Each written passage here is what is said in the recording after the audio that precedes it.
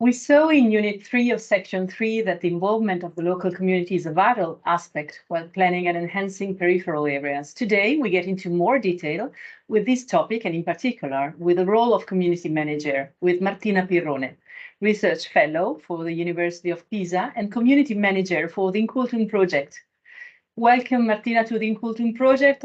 Of course, you are at home because you are the community manager of this project, but once again, it's a pleasure to have you here also in this occasion. Thanks for having me. So let's start. Martina, with the first question. I'm curious about what does a community manager do and what is his or her role in involving locals in tourism governance and planning? Yes, of course. Well, first of all, we have to clarify what we mean by tourism governance, I believe. With this expression, we refer to a decision-making body or structure that exists in a specific area or territory and that has the capabilities of affecting the planning and results of public services. Furthermore, tourism governance involves the participation of different stakeholder groups, which are all of the different entities that have an interest in the destination. And in this context, the role of local citizens is very important, especially the involvement in the decision-making process regarding the tourist destination that they live in. Their role in this process is vital because it allows to take better and more sustainable decisions for the destination. It also gives citizens a sense of control over matters regarding their daily lives. And I believe it pushes them to take responsibilities for what they choose. And finally, this participatory approach really enhances the sense of community, the feeling of being part of a group, and also teaches people to share things, to interact with others, and to live in a community. So in this context, the community management as a theme emerges as a subcategory of destination management, really, and focuses specifically on facilitating the collaboration and involvement of local stakeholders in the destination tourism planning. So thank you, Martina, for introducing this new role, emerging role in local planning and enhancement. And that's why I'm curious also about what are the main tools that a community manager can adopt to engage the local community. Well, it is important, I believe, to start by saying that a community participation should be seen rather as a process that involves various stages in which locals are gradually taken from being non-participants, members of a social group, to actually being actively involved in the decision-making process regarding the destination they live in. That being said, it is also true, especially from the early 2000s, that there's been a growing research on community participation models in tourism planning, of course, with sustainability in mind. Many have been the models proposed, some of which come from non-touristic contexts as well. I couldn't say that any is better than the other, since in most cases, every destination and every stakeholder group and every situation as well is different, and action should be taken accordingly. Nevertheless, if we try and summarize, I believe that community involvement is a cycle. It starts with communication, then it should follow trust, but also commitment from all of the parts involved. There should be a shared understanding of the goals, and also finally the results should be taken into account. Yes, of course, from what you just said, it's not an easy job, I can imagine, and I know that, of course, but right for that reason, can you clarify us just a little bit what are the difficulties that the community manager has to face? Well, what is true, collaborating with locals is quite difficult for many reasons. First of all, in managing a community means reconstructing a system of power, really. In many cases, a system of power that has been established a long time ago. So it is imperative to start this collaborative journey the right way. By that, I mean that people need to feel heard and understood, of course. There must be negotiation in every step required in the process. And generally, people really don't want to feel like they are controlled or dictated to do things from above. And moreover, since we are dealing with people living and working closely to one another, most of the time they know each other already.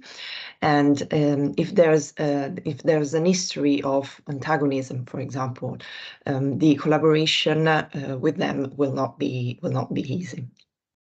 So sometimes there might be suspicions as well, or distrust, both between, of course, the stakeholders themselves, but also towards those who come from outside, such as the community manager.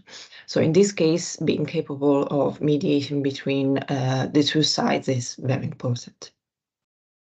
Key aspects to take into account when running a community and multiple interests, and also, yes, of course, methods of working together or not independently. That's probably a difficulty. You know that INCULTUM project matches together theory with practice. So that's why I ask you if you've got any cases of practical examples to help us better understand how the community manager work.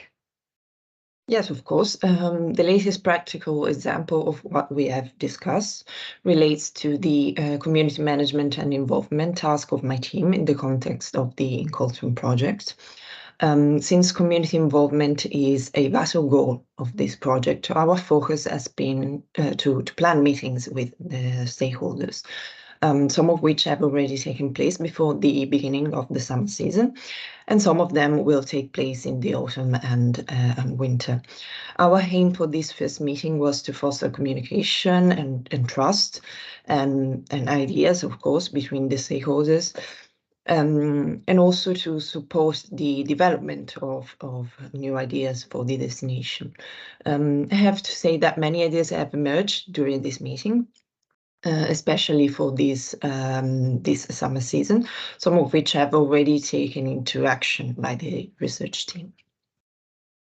So the community manager, if I understood well, helps the local community with constance and paying attention to many and different aspects of the project and of the strategy of development. And in doing that, he or she helps transforming and improving the territory. But immediately, I'm thinking about results. So I come to you with this following question: how can we measure the impact, the results produced by the community manager in his or her work with the local community? Well, at present, the research on this topic is still lacking, and functional tools need to be appropriately studied and applied to measure the impacts of community management. What we can do at present is to take inspiration from the more broad topic of stakeholder engagement, which usually involves, of course, KPIs, which stand for Key Performance Indicator. They are metrics that reflect the effectiveness of some activities. Using multiple KPIs is important because it can give us a more objective picture of the engagement level. The data assessed by these KPI may vary depending on the characteristics of the destination and the project goals. Nevertheless, we can say that some basic KPIs might be, for example, the changing sentiment of the stakeholders from neutral to positive, but also the quantity and quality of ideas proposed by the stakeholders during the meetings.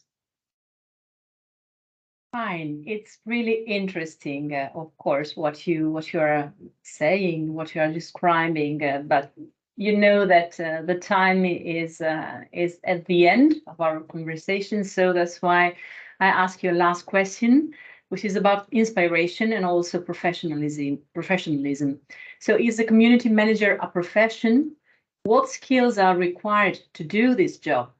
Are there any dedicated training courses to become a community manager?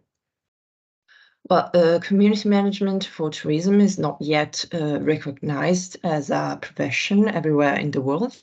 We need to understand that destination management itself is still in progress of recognition, and more courses have started to arise in the last decades. That being said, managing a community in tourism destination, as we've seen, as its complexities and, of course, demands specific abilities, which might be acquired on ground. Of course, one needs to be able to listen and to understand people, and to make them feel heard. And this is even more true in some destinations, such as more rural and marginal ones, where being perceived as the outsider is very probable. And I'd say that mediation skills are also very important, since we are dealing with different needs and different opinions. And finally, another important matter is that of ethics. And by that, I mean never to make promises that cannot be kept to people. And also, it is important to never polarize groups and always respect other people's opinions. Thank you, Martina, for sharing your knowledge and your direct experience. I wish you all the best for your professional life, starting from the INCULTUM project. Thanks again. Thank you. Thank you very much.